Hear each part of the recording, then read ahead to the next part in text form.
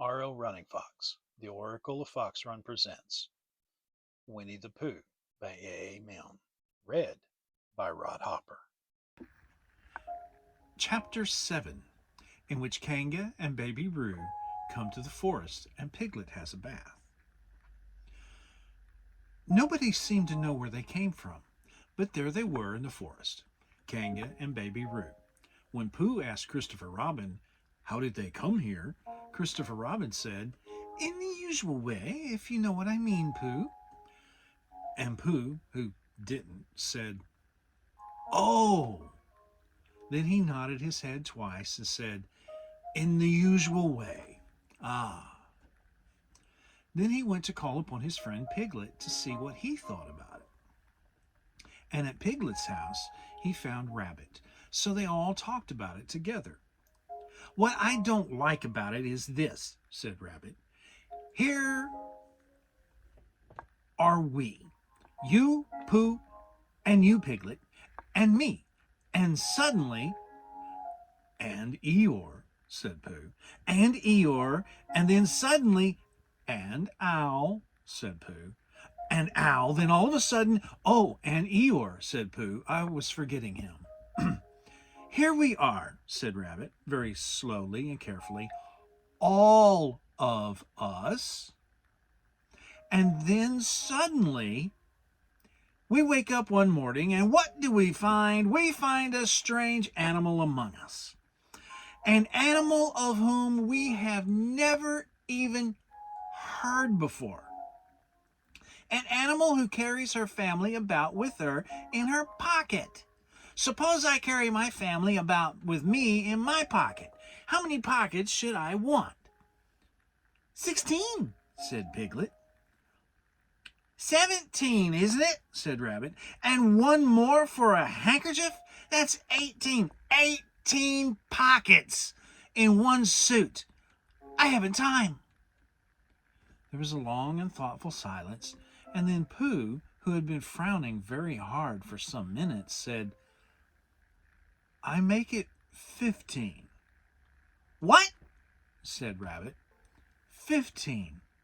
15 what? Your family. What about them?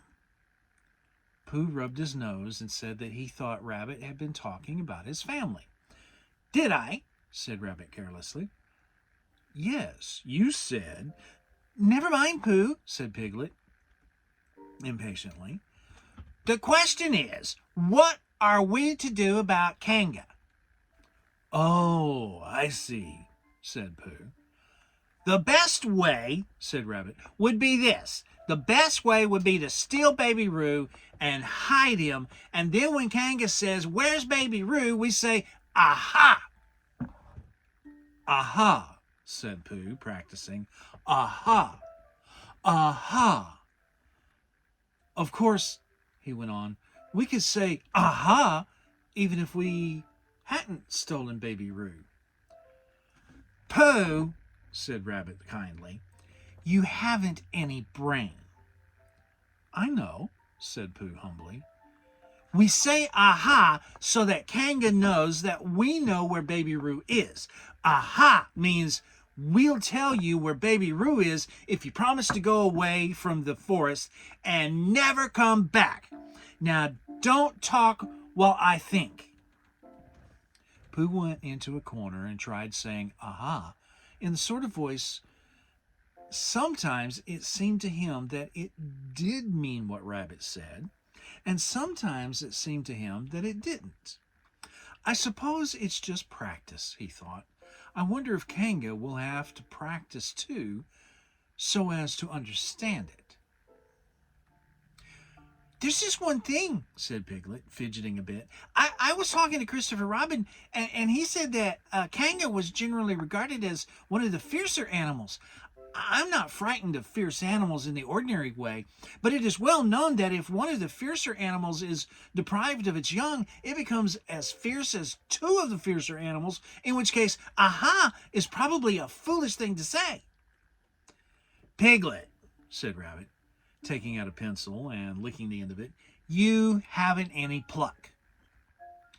It is hard to be brave, said Piglet, sniffing slightly, when you're only a very small animal. Rabbit, who had begun to write very busily, looked up and said, It is because you are a very small animal that you will be useful in the adventure before us. Piglet was so excited at the idea of being useful that he forgot to be frightened, and more. And when Rabbit went on to say that kangas were only fierce during the winter months, being at other times of an affectionate disposition, he could hardly sit still. He was so eager to begin being useful at once. What about me? Said Pooh sadly. I suppose I shan't be useful? Never mind, Pooh, said Piglet, comfortingly. Another time, perhaps. Without Pooh, said Rabbit solemnly as he sharpened his pencil, the adventure would be impossible. Oh, said Piglet, and tried not to look disappointed. But Pooh went into a corner of the room and said proudly to himself, Impossible without me. That sort of bear.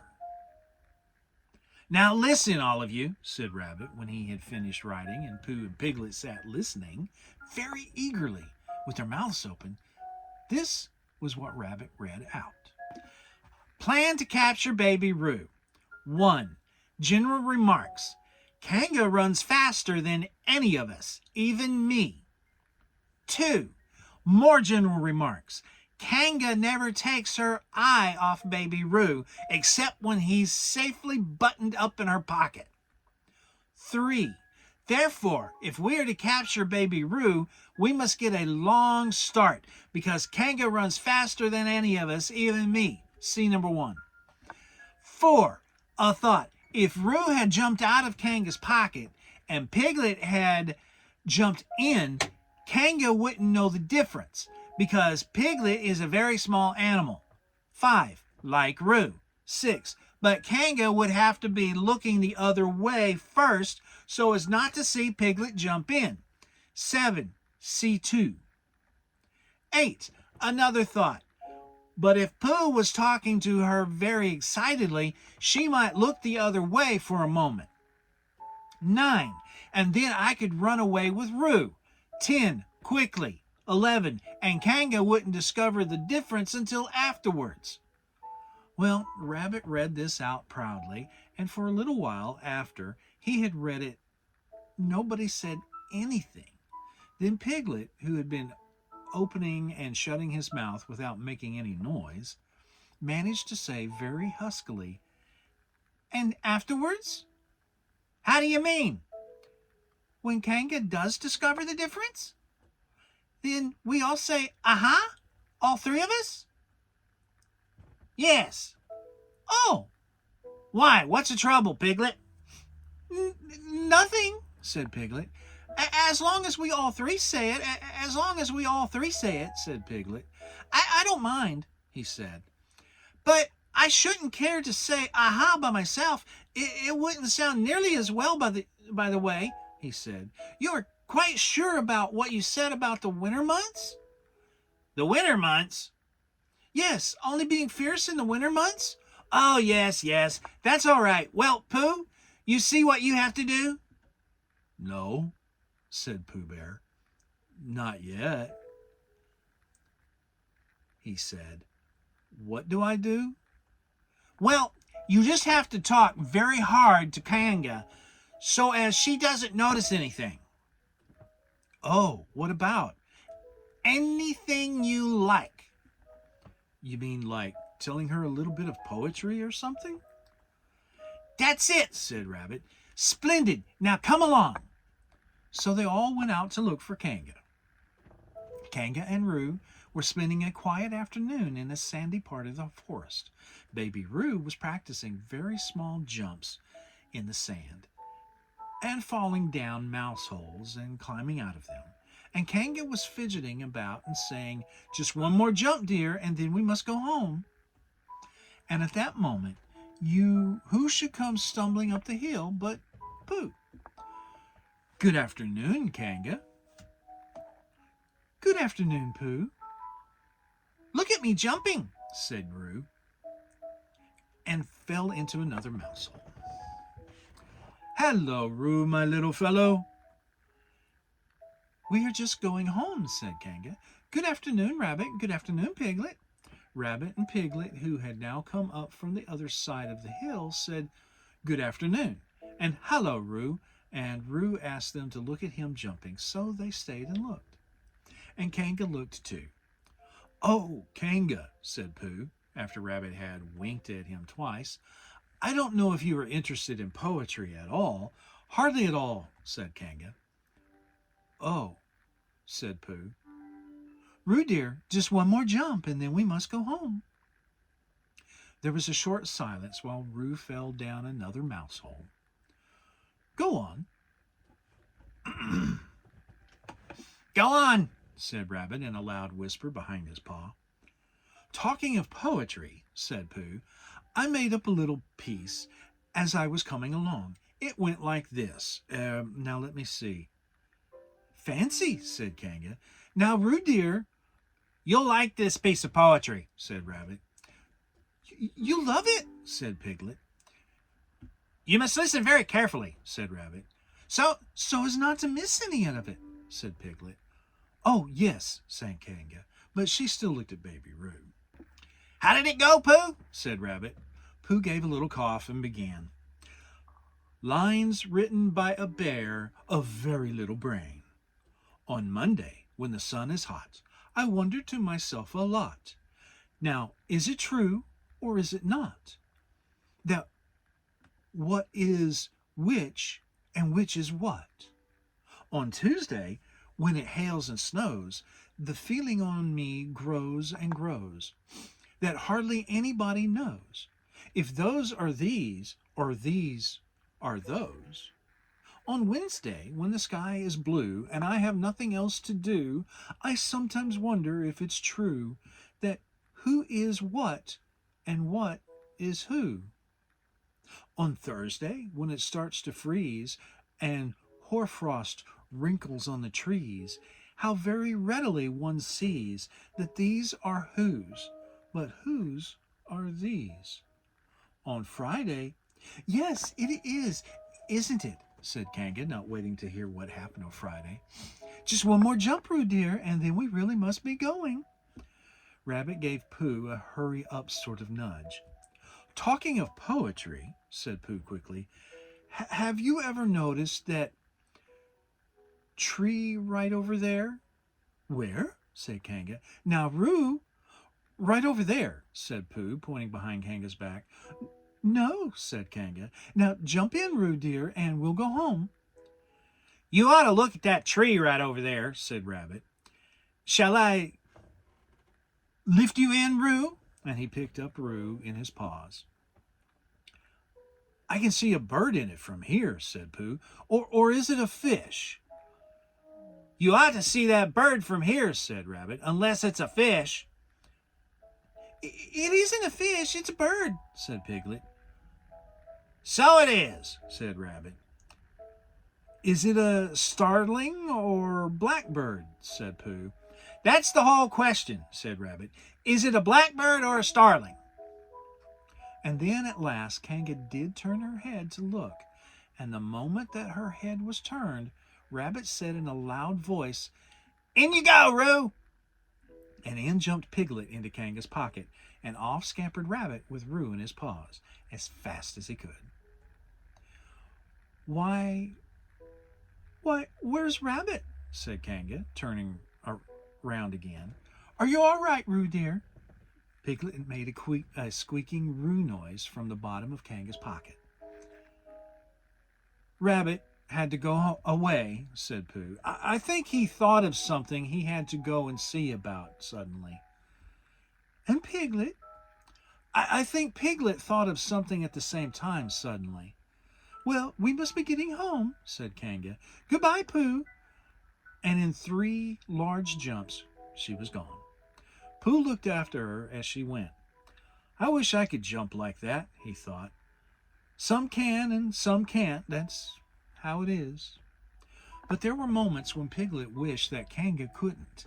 Often, when he had had a long walk home through the forest, he had wished that he were a bird, but now he thought jerkily to himself at the bottom of Kanga's pocket.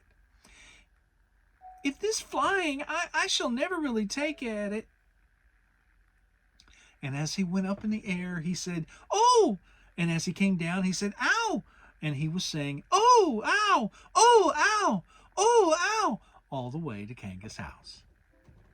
Of course, as soon as Kanga unbuttoned her pocket, she saw what had happened. Just for a moment, she thought she was frightened, and then she knew she wasn't. For she felt quite sure that Christopher Robin would never let any harm happen to Roo. So she said to herself, "If they are having a joke with me, I will have a joke with them." Now then, Roo dear," she said, as she took Piglet out of her pocket. "Bedtime." "Aha!" said Piglet, as well as he could after his terrifying journey. But it wasn't a very good aha, and Kanga didn't seem to understand what it meant. "Bath first," said Kanga in a cheerful voice.